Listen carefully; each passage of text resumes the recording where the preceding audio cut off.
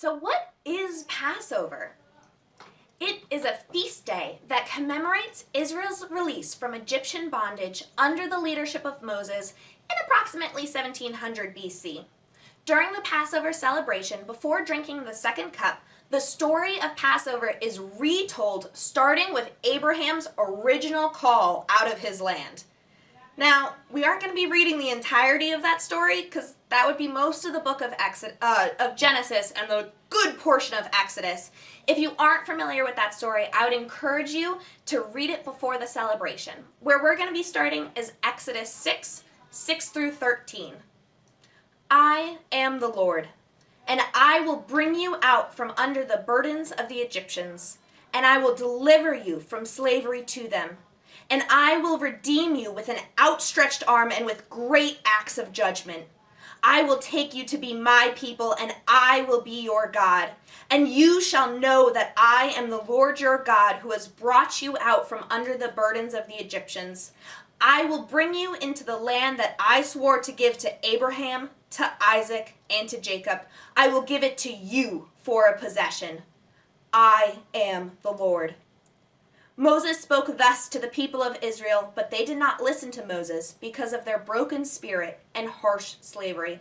So the Lord said to Moses, "Go in, tell Pharaoh, king of Egypt, to let the people of Israel go out of his lands."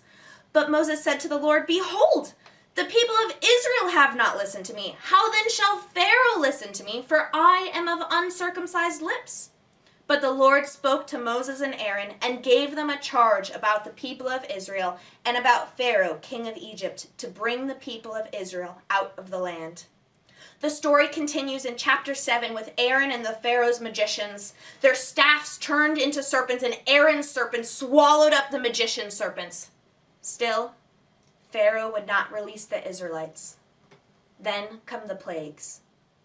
Water turned to blood, frogs, gnats, flies, Egyptian livestock dying, boils, hail, locusts, darkness. Then the death of the firstborns was threatened, and we first hear about Passover in Exodus 12. Exodus 12, 1 through 14. The Lord said to Moses and Aaron in the land of Egypt, "This month shall be for you the beginning of months. It shall be the first month of the year for you. Tell all the congregation of Israel that on the 10th day of this month, every man shall take a lamb according to their father's houses, a lamb for a household. And if the household is too small for a lamb, then he and his nearest neighbor shall take according to the number of persons, according to what each can eat, you shall make your count for the lamb. Your lamb shall be without blemish, a male a year old. You may take it from the sheep or from the goats, and you shall keep it until the 14th day of this month, when the whole assembly of the congregation of Israel shall kill their lambs at twilight. Then they shall take some of the blood and put it on the 2 doorposts and the lintels of the houses in which they eat. They shall eat the flesh that night, roasted on the fire, with unleavened bread and bitter herbs they shall eat it. Do not eat any of it raw or boiled in water, but roasted, its head with its legs and its inner parts. And you shall let none of it remain until the morning. Anything that remains until the morning you shall burn. In this manner you shall eat it with your belt fastened, your sandals on your feet, and your staff in your hand. And you shall eat it in haste. It is the Lord's Passover. For I will pass through the land of Egypt that night, and I will strike all the firstborn in the land of Egypt, both man and beast, and on all the gods of Egypt I will execute judgments. I am the Lord. The blood shall be a sign for you on the houses where you are, and when I see the blood, I will pass over you, and no plague will befall you to destroy when I strike the land of Egypt.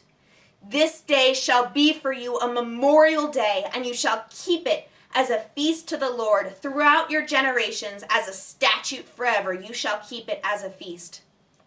The story continues, marking the Feast of Unleavened Bread to be celebrated for 7 days. We'll talk about this more on the next video lesson. Then, at midnight, the Lord struck down all the firstborn in the land of Egypt, and the Egyptians sent them out of the land of Egypt in haste. As a summary, God secured their freedom through a series of 10 plagues, which he rendered as specific judgments targeting Egyptian idolatry. These plagues were for proving to Egypt, proving to Israel, and proving to the rest of the world that there is no other God. There is no other power. There is no other force that can compare to the God of Abraham, Isaac, and Jacob. All the gods of Egypt, their entire religious system collapsed and fell helplessly before the God of the Hebrews, as one plague wreaked havoc after another. But Pharaoh continued to harden his heart and would not let the Israelites go. It was the blood of the Passover lamb which finally purchased the Hebrews their freedom. The blood of an innocent lamb painted on the doorposts and lintels of the home became the dividing line between life and death, freedom and bondage.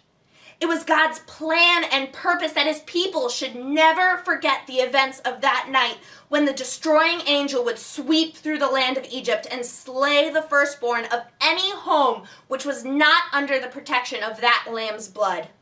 It was his intention that the story, the emotions, and the images would be deeply ingrained into the hearts and minds of every generation in a way each individual could experience for himself in a personal way. God instituted for this feast an intimate family gathering, a special meal to be taken together that would combine sights, particular aromas, unique tastes, stories, songs, dancing, that would bombard the senses and intensify the experience as a deeply personal one. This is the institution of the festival of Passover.